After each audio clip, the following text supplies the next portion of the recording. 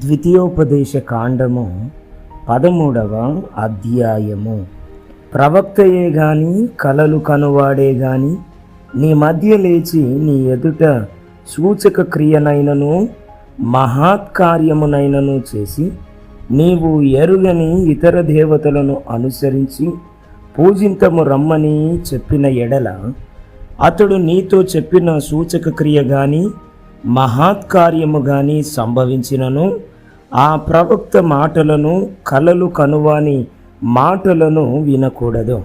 ఏలయనగా మీరు మీ దేవుడైన యెహోవాను మీ పూర్ణ హృదయముతోనూ మీ పూర్ణ ఆత్మతోనూ ప్రేమించుచున్నారో లేదో తెలిసి కొనుటకు మీ దేవుడైన యెహోవా మిమ్మును పరీక్షించుచున్నాడు.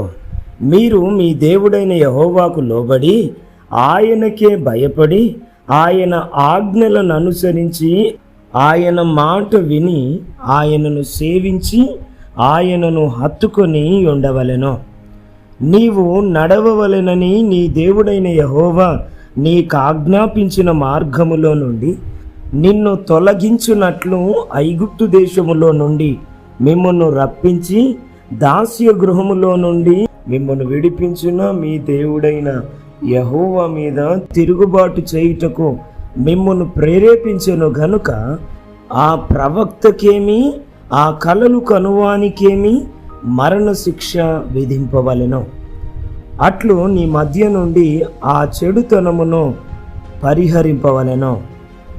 నీ తల్లి కుమారుడే గాని నీ సహోదరుడే గాని నీ కుమారుడే గాని నీ కుమార్తెయే గాని నీ కౌగిటి భార్యయే గాని నీ ప్రాణ స్నేహితుడే గాని భూమి యొక్క ఈ కొన మొదలుకొని ఆ కొన వరకు నీకు సమీపముగా నుండినను నీకు దూరముగా నుండినను నీ చుట్టూ నుండు జనముల దేవతలలో నీవును నీ పితరులను ఎరుగని ఇతర దేవతలను పూజింతము రమ్మని రహస్యముగా నిన్ను ప్రేరేపించిన ఎడల వారి మాటకు సమ్మతింపకూడదు, వారి మాట వినకూడదు, వారిని కటాక్షింపకూడదు, వారి యందు జాలి పడకూడదు, వారిని మాటుపరచకూడదు, అవశ్యముగా వారిని చంపవలెను.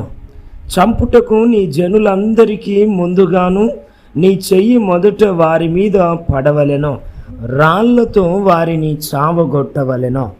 ఏలయనగా ఐగుప్తు దేశములో నుండి దాస్య గృహములో నుండి నిన్ను రప్పించిన నీ దేవుడైన యెహోవా యొద్ద నుండి వారు నిన్ను తొలగింప యత్నించెదరు.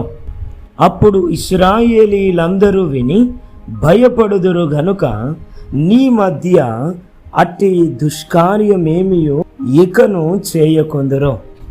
నీవు నివసించుటకు నీ దేవుడైన యెహోవా నీకిచ్చుచున్న నీ పురములలో ఏదో ఒక దానియందు పనికి మాలిన కొందరు మనుషులు నీ మధ్య లేచి మీరు ఎరుగని ఇతర దేవతలను పూజింతము రండని తమ పురనివాసులను ప్రేరేపించిరని నీవు వినిన ఎడల నీవు ఆ సంగతిని శోధించి పరీక్షించి బాగుగా విచారింపవలెను.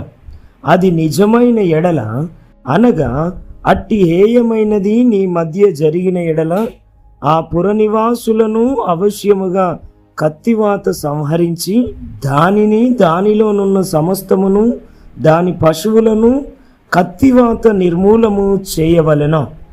దాని కొల్ల సొమ్మంతటిని విశాల వీధిలో చేర్చి నీ దేవుడైన యెహోవా పేరట ఆ పురమును దాని కొల్ల సొమ్మంతటిని అగ్నితో బొత్తిగా కాల్చివేయవలెను. అది తిరిగి కట్టబడక ఎల్లప్పుడూ పాడు దిబ్బయ్యుండును.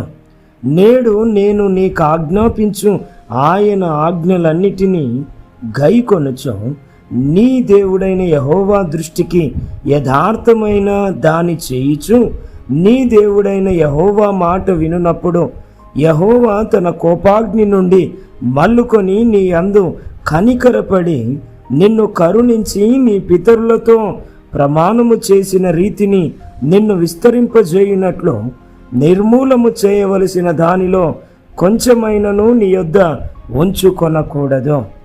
God bless you. దేవుడు మిమ్మల్ని దీవించునుగాక. ఆమెన్.